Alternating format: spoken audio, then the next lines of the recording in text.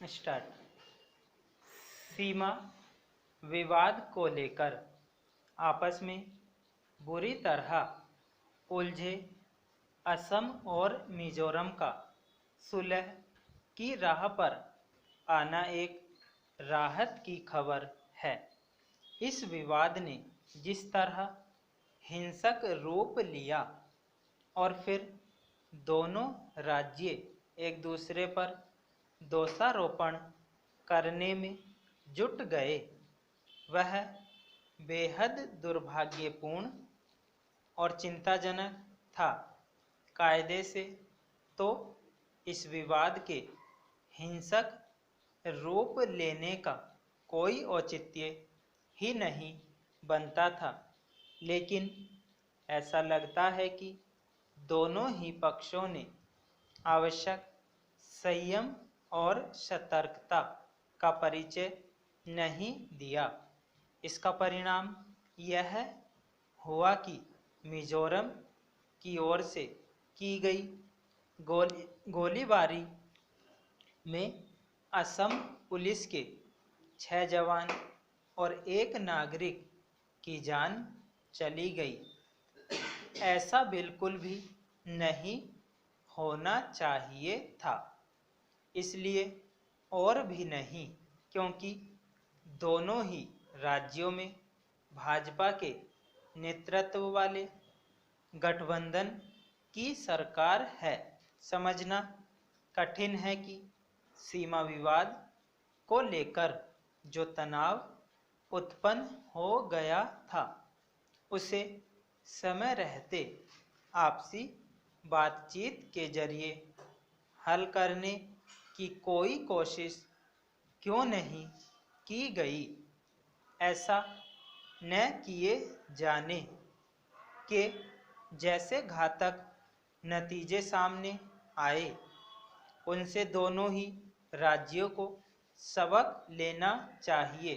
बीते कुछ दिनों में दोनों राज्य ऐसा व्यवहार करते नजर आए जैसे वे पड़ोसी राज्य नहीं बल्कि दो देश हों।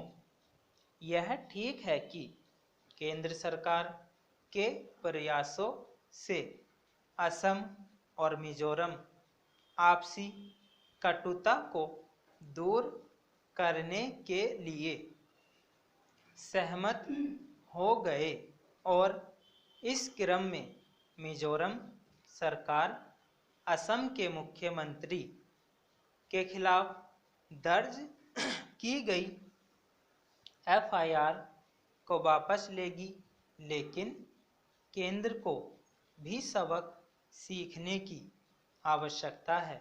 उसे राज्यों के सीमा विवाद को हल करने के लिए कोई ठोस पहल करनी चाहिए। उचित यह होगा कि राज्यों के सीमा विवादों को हल करने के लिए किसी आयोग का गठन किया जाए। इस आयोग को ऐसे सभी विवादों को एक समय सीमा के अंदर हल करने की जिम्मेदारी सौंपी जानी चाहिए। इस काम में देर इसलिए नहीं की जानी चाहिए क्योंकि जैसा सीमा विवाद असम और मिजोरम के बीच है, वैसा ही अन्य अनेक राज्यों के बीच है।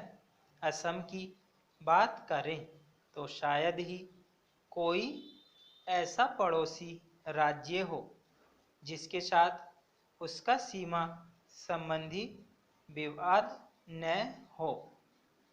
ऐसे विवाद संबंधित राज्यों के प्रशासन के बीच ही टकराव का कारण नहीं बनते। कई बार वे नागरिकों के बीच भी वैमनस्य पैदा करने का काम करते हैं। जब ऐसा होता है तो उससे राष्ट्रीय सद्भाव को भी क्षति पहुंचती है और राज्यों के बीच असहयोग भाव भी पनपता है। कुछ राज्यों के बीच के सीमा विवाद तो दशकों से चले आ रहे हैं। यदि वे आपसी बातचीत से नहीं सुलझ पा रहे हैं तो फिर केंद्र सरकार को दखल देना ही चाहिए। स्टॉप।